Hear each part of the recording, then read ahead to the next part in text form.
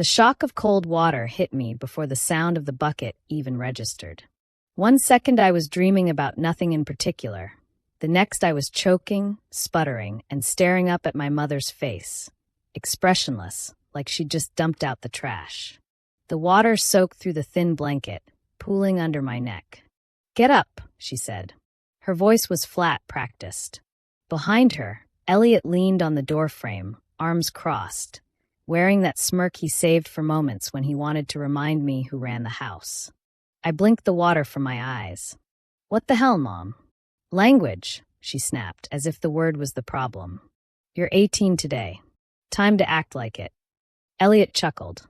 "Happy birthday, champ." That's when I noticed the duffel bag at the foot of my bed. My duffel bag, already zipped, sitting like a tombstone. A dry shirt hung over it, folded neatly. My stomach dropped. Darlene crossed her arms. "You're a man now. Men don't freeload. We've done our part. Fed you, clothed you. You should be grateful." Grateful.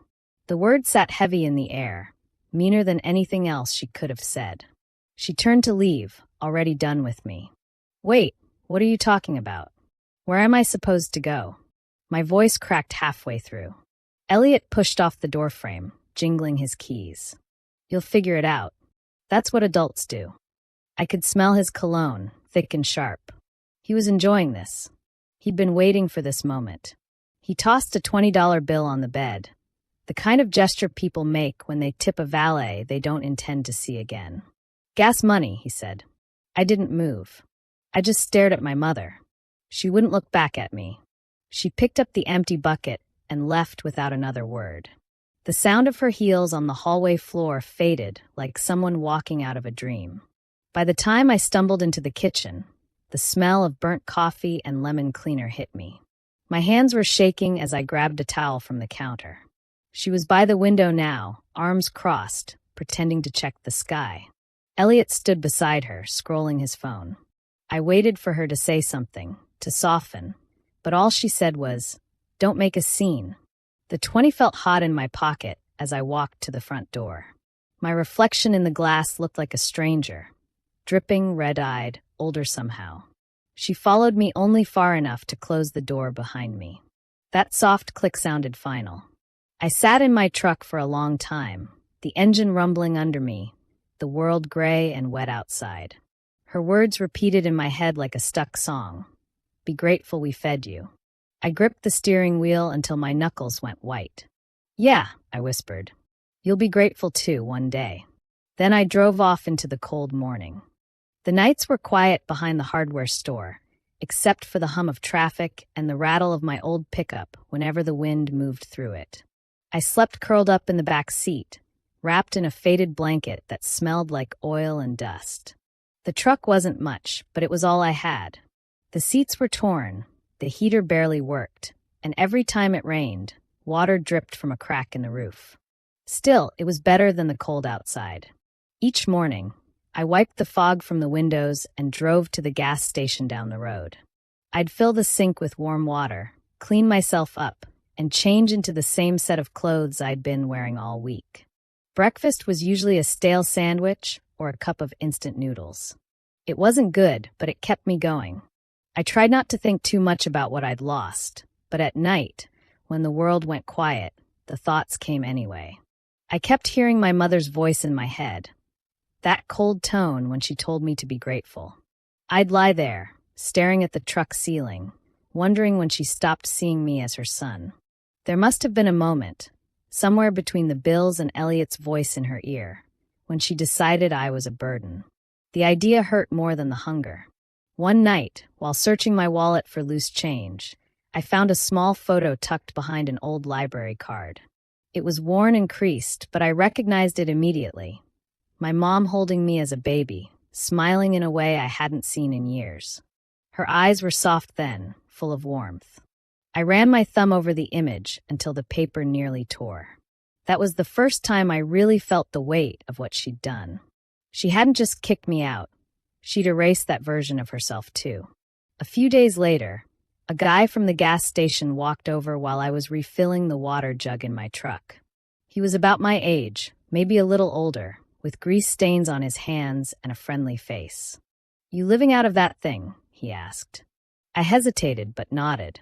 He didn't laugh or judge, just said, "Name's Jonas. I work at the shop next door. We could use someone to clean up after hours if you're looking for cash." I started the next day.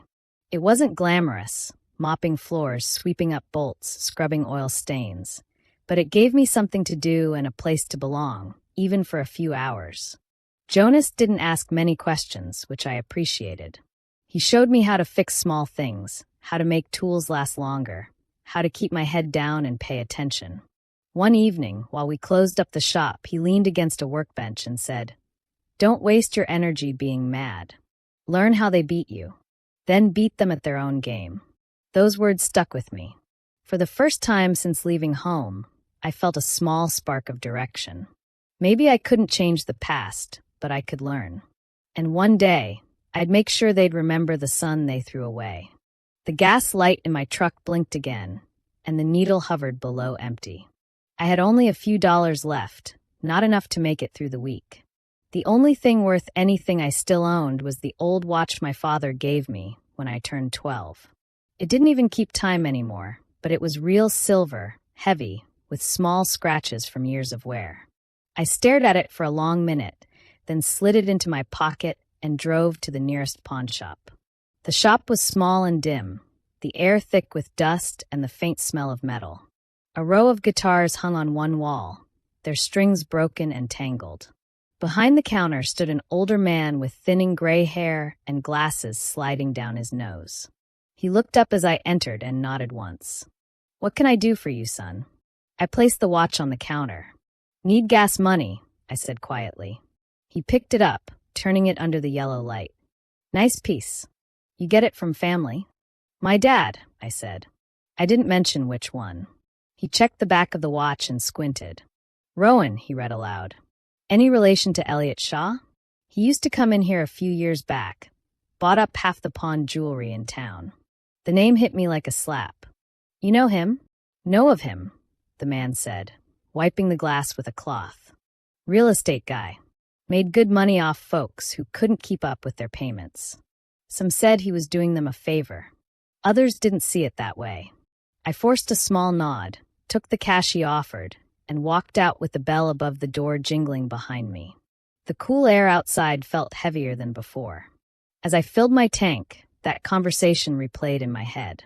My stepfather wasn't just cruel at home. He was the same way in business. Only this time, he had money and power to hide behind.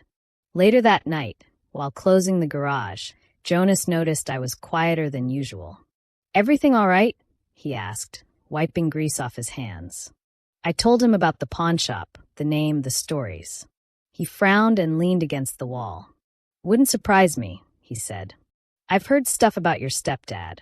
Some of the guys at the shop say he's been flipping foreclosed homes, sometimes before the papers even clear. Probably forging inspection reports, too." I stared at him. "You're serious?" Jonas nodded. "Man's got no shame. He gets rich off people losing everything. That's how it works for him." When I got back to my truck, the rain had started again. Drops tapped against the roof in a steady rhythm, soft but endless. I sat there, holding the cash from the watch, thinking about all the families Elliot must have ruined, all the people who trusted him. My mother was right there beside him, pretending to be the innocent wife. The anger didn't burn hot anymore. It settled deep, steady, controlled. I leaned back, staring at the ceiling of the truck, and whispered into the dark, "I'll feed them something they can't swallow." Then I closed my eyes and listened to the rain until the world went quiet. The garage work kept me busy, but I needed more than cash. I wanted to understand how Elliot made his money, how he managed to twist people's lives for profit. So when I saw a flyer on the gas station wall looking for a part-time male clerk at a local finance office, I took it. It didn't pay much, but it was quiet and clean, and it gave me access to a new world, the one where men like him operated. The office sat above a bakery, the smell of bread drifting through the vents. My job was simple: sort incoming mail, stamp outgoing envelopes, and deliver folders to the desks of people who wore pressed shirts and spoke in quick, careful voices. At first, I kept my head down and listened. I didn't understand half of what they talked about, liens, deeds, escrow accounts, but I started picking up patterns. Everyone there was chasing numbers that didn't belong to them. One afternoon, while dropping off mail, I met Maren Hale. She was older than me, maybe mid-20s, with short brown hair and a calm way of speaking. She noticed me reading through an empty file one day and smiled. "Curious type, huh?" she said. I shrugged, embarrassed, but she didn't seem bothered. "If you want to know how all this works, I can show you the basics. Most people here don't even understand what they're filing." That evening, when the office was quiet, she stayed late to explain things. She showed me how property deeds were recorded, how names moved through layers of paperwork until no one could tell who really owned what. The more she talked, the clearer it became how easily people could hide behind companies and signatures. Maren called it legal smoke. I started spending my breaks looking up public records on one of the old computers. Most of it was boring, but then I saw a familiar name buried in a document: Elliott Shaw Holdings. It appeared again and again, connected to different addresses. Some properties were marked vacant or abandoned. One in particular caught my attention: a small house listed as foreclosed 3 years ago. The last owner was a man named Arthur Laird, a retired veteran. The bank record said defaulted mortgage, but the transfer was signed by Elliott himself. Something about that address felt wrong. I checked the location, and my stomach dropped. It was the same property where my grandparents had lived before they died. Elliott had taken it, their home, after telling my mother it was worthless. He hadn't just stolen from strangers. He'd stolen from family. That night, I sat in the truck outside the office long after closing. The street was quiet except for the distant sound of a train. The papers I printed lay on the passenger seat, the names and dates blurring in the dim light. I thought about my grandparents' porch, the one I used to sit on during summer, and how Elliott had erased it with a signature. For the first time, revenge didn't feel like anger anymore. It felt like clarity, the kind that comes when you finally understand the language of the people who wronged you. And I was learning to speak it. The invitation wasn't meant for me, but I saw it by chance when I dropped off mail at one of the partner offices. A letter addressed to Mr. and Mrs. Elliott Shaw mentioned a dinner for investors, held at their home. Reading their names printed in gold ink made my hands tighten. They were still hosting parties, still pretending everything was perfect while others paid the price. I decided to go, not as a guest, but as someone delivering a message. I borrowed an old courier shirt from the office, packed a few papers into an envelope, and drove to their house just after sunset. The driveway was crowded with expensive cars, their polished hoods reflecting the porch lights. Music floated through the open windows, soft jazz, laughter, the clinking of glasses. When I stepped inside, no one looked twice at me. People saw what they expected to see: a delivery guy doing his job. The smell of roasted meat and wine filled the air. I spotted my mother across the room, dressed in a bright red dress, smiling wide, her hand resting proudly on Elliott's arm. She looked like a woman I used to know, but couldn't recognize anymore. Elliott stood beside her, louder than everyone else, bragging about profits and upcoming projects. His voice carried easily over the chatter. I moved quietly through the hallway, the sound of my shoes muffled by the carpet. My pulse thudded in my ears, but my hand stayed steady. At the end of the hall was Elliott's office, the door half open. The room smelled of cigar smoke and paper, a mix of arrogance and secrecy. Files covered the desk, some still open. I set the fake envelope down, took out my phone, and started photographing everything: property deeds, transaction lists, and a folder marked client approvals. Inside were inspection forms with copied signatures, all slightly off, all under Elliott's name. Each picture felt like a small strike, not loud but sharp. The light from my phone screen flashed across the papers, catching a reflection of my face in the glass of a framed certificate. For a second, it looked like I was staring at someone else, colder, quieter. Before leaving, I turned off the lamp and looked around the office one last time. The bookshelves were lined with trophies, photos from vacations, and a picture of Elliot and my mother smiling on a beach. I couldn't tell if it made me angry or just tired. As I walked toward the front door, I passed the staircase that led to the second floor. My feet stopped on their own. I knew exactly which door used to be mine. Curiosity won over reason, so I went up. The room was empty, freshly painted white, with nothing but a guest bed and a small table. No posters, no marks on the walls, no sign I had ever lived there. It looked like a blank page, one they had written over. I almost laughed. Not because it was funny, but because it confirmed everything. They hadn't just moved on. They had erased me completely. I stood there for a few seconds, staring at the clean walls, then turned and walked out the same way I came in, quiet and unseen. The first step was patience. I gathered everything I had copied from the office, documents, contracts, and signatures that didn't match. Marin helped me sort through them after hours, when most of the staff had gone home. She didn't ask many questions, only saying, "If you're doing this, make sure it's clean." Her calm voice kept me steady. She taught me how to file things in order, how to cross-check the records so every detail fit. By the time we were done, the folder was thick enough to bury someone's career. Elliot's name appeared everywhere. He had used fake inspection approvals, moved money through small companies, and sold homes that should have never been touched. The more I looked, the clearer the pattern became. Darlene's signature showed up too, always on the same kind of documents: co-signed loans, statements that claimed she verified information she couldn't possibly have understood. She had tied herself to him completely, and now she couldn't untie the knot without falling with him. I didn't plan to hand it all to the authorities right away. That would have been too quick, too easy. I wanted them to feel the ground shake before it collapsed. So I started small. I sent copies of a few pages to one of their business partners from an anonymous email.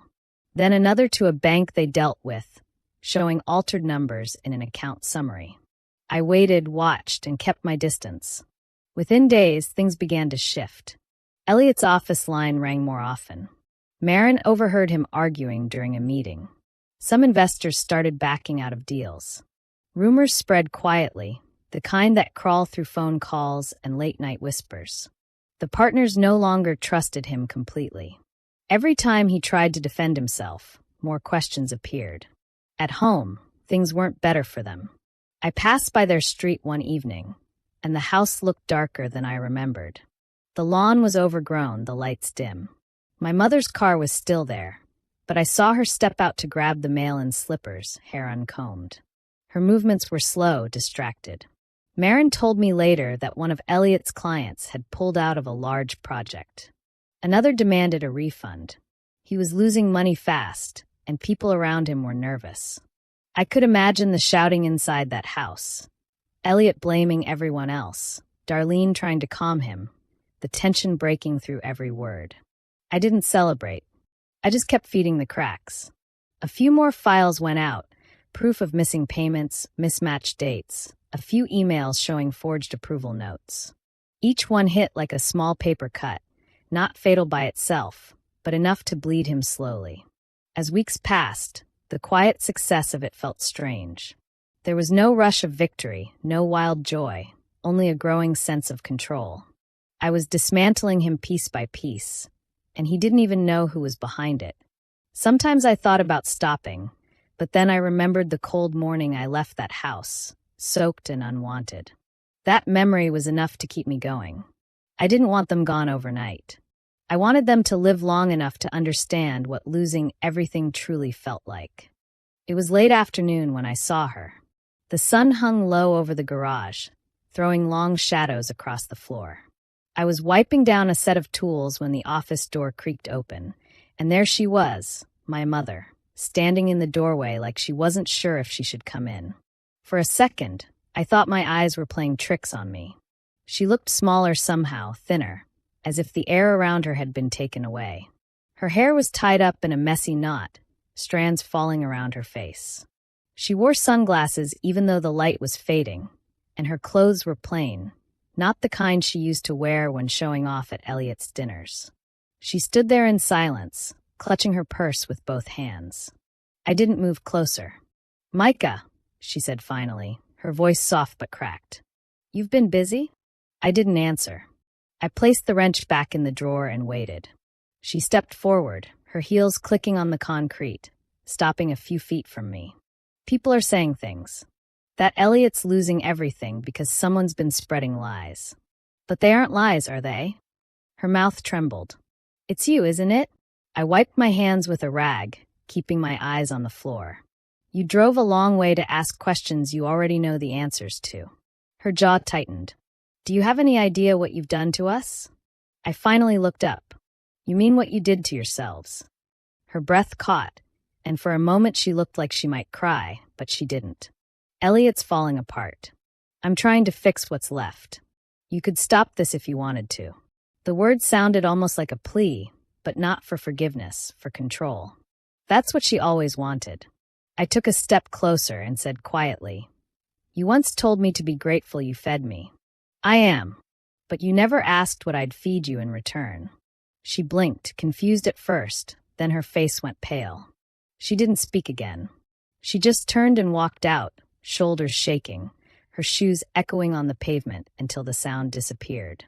I stood there for a while, staring at the open door, the fading light spilling through it.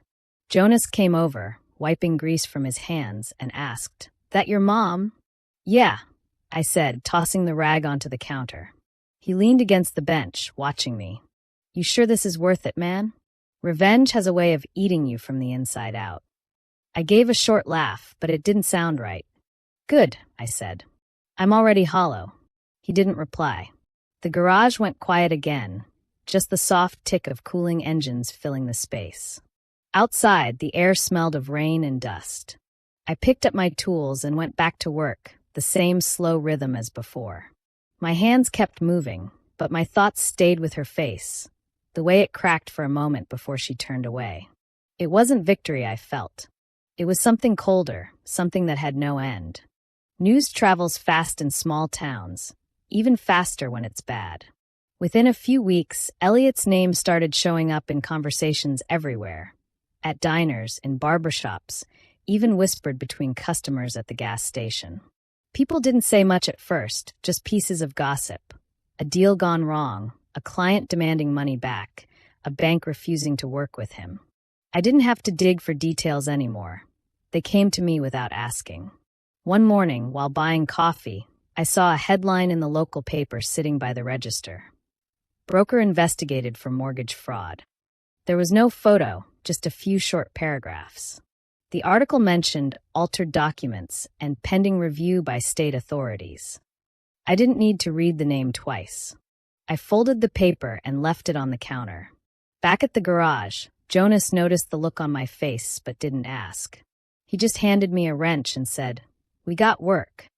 That was how we dealt with things. Keep busy, stay quiet. Elliot's business fell apart faster than anyone expected. The banks froze his accounts, and the investors who once shook his hand now avoided his calls. Some of them went to the authorities, claiming they'd been tricked.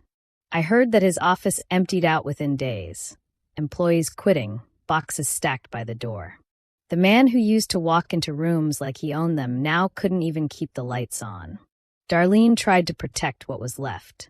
She gave statements to anyone who would listen, saying Elliot was misunderstood, that people were jealous of his success. But the more she spoke, the more desperate she sounded. Neighbors who once came for dinner stopped showing up. The couple who hosted parties now lived behind closed curtains. Even the country club that had always welcomed them cut ties quietly, removing their names from the member board. At night, I sometimes drove past their house. The lawn was unkempt, the windows dark. The once bright porch light now flickered like it couldn't decide whether to die or hold on. I didn't feel proud or even satisfied. It all seemed smaller than I expected, like watching a fire burn out after a long storm.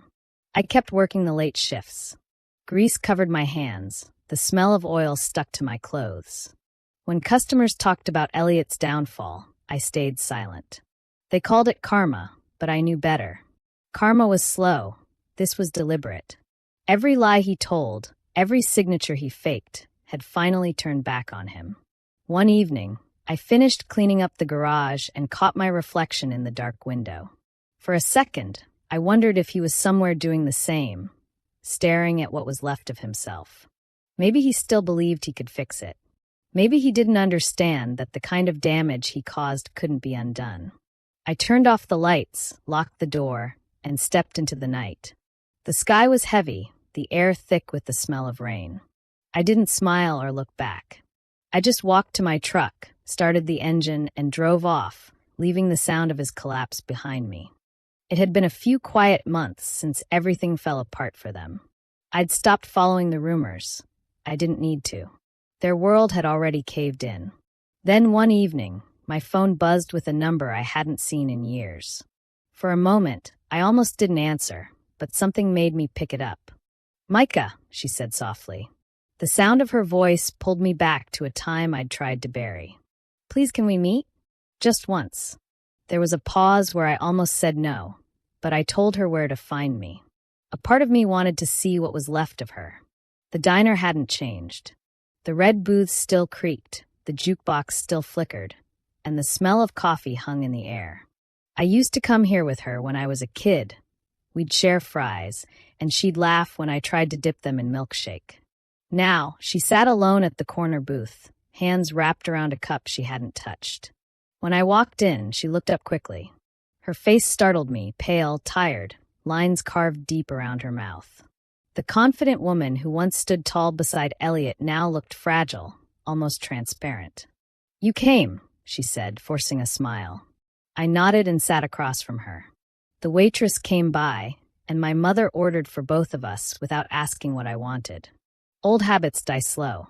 She tried to hold my gaze, but kept looking down. "I know you've heard what's happened. Elliot, he made some mistakes. Things got out of control." Her voice wavered. "We've lost everything. The house, the business, everyone's turned their back on us." I stayed quiet, letting her speak. She reached across the table, her hand shaking. "You're smart, Micah. You always were. You could help us start over. Help me." Her words fell between us like something heavy. I looked at her, searching for the woman who used to tuck me in at night, who once hummed softly while doing dishes. But that person was gone, buried under years of greed and denial. The food arrived, 2 plates of meatloaf and mashed potatoes. She didn't touch hers. I picked up my fork slowly, staring at the steam rising from the plate. When I finally spoke, my voice was calm, almost quiet. "You remember when you told me I should be grateful you fed me?" She froze, her eyes wide. "Well," I said, setting the fork down, "I am. And I just fed you something you can't swallow, the truth." Her face crumpled, tears spilling fast. I stood, dropped a few bills on the table, and stepped away without looking back. The bell above the door jingled softly as I left. Outside, the air was cool, the street almost empty. I walked to my truck, hands in my pockets.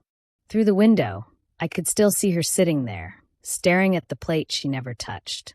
The diner's neon sign flickered above her, the same way it always had, only now it looked colder, lonelier. Like everything she'd built had finally gone dark.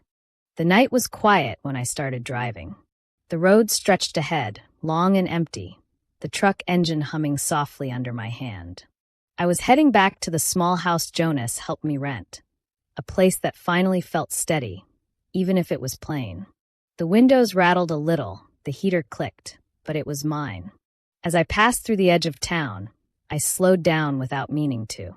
My parents' neighborhood came into view, the same street I'd left on a cold morning long ago. Most houses still looked the same, trimmed lawns and glowing porches, but theirs stood different now. The lights were off, the driveway cracked, and a for sale sign leaned slightly in the front yard. The sight didn't bring relief or anger. It just felt finished, like the last page of a story I'd already read too many times. I parked across the street for a moment, the truck idling softly. Through the front window, I could see the outline of furniture covered in sheets. No laughter, no sound. Only stillness. I thought about everything that had happened, the lies, the greed, the years of pretending. They had done it all to themselves. I just made sure the truth reached the surface. The manila folder sat beside me on the seat, stuffed with printed emails, records, and signatures. It was everything that had built their fall. I didn't need it anymore. What I wanted was peace, not proof. A few miles later, I pulled into a small rest stop near the woods. The night air was cool and quiet, smelling faintly of pine and rain. I stepped out, tossed the papers into an empty metal bin, and struck a match. The flame caught quickly, curling the edges of each page. I watched the fire climb higher, turning words into smoke, then fading into thin gray ash. The wind lifted the remains, scattering them into the dark sky until there was nothing left. For a long moment, I stood there, my hands in my pockets. The sound of the truck's engine was the only thing breaking the silence. "I didn't destroy them," I said quietly. "They destroyed themselves. I just handed them the mirror." Then I got back in, started the engine, and drove toward home, the road open and empty ahead of me. Do you think I did the right thing by walking away and letting them face what they built? Or should I have forgiven them? Tell me your thoughts in the comments, and don't forget to subscribe for more stories like this.